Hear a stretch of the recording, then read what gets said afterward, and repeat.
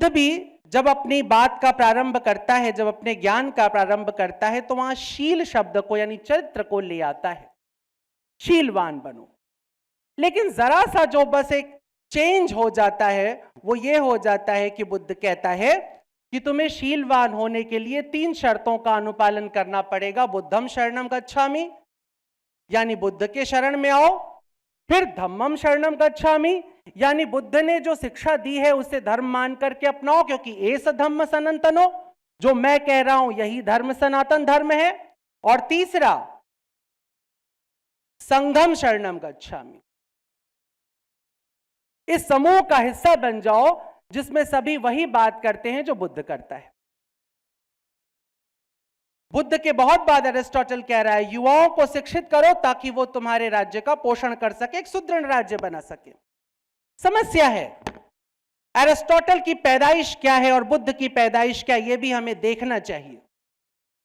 वशिष्ठ की पैदाइश क्या है, विश्वामित्र की पैदाइश क्या है, यह भी हमें समझना चाहिए।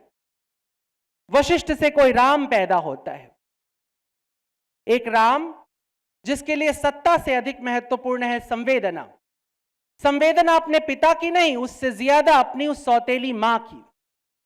राम पिता के लिए नहीं जाते हैं वनवास, अपनी सौतेली मां के लिए चले जाते हैं। यह एक संवेदनशील व्यक्ति की जो चरित्र की ऊंचाई है, इसे समझना।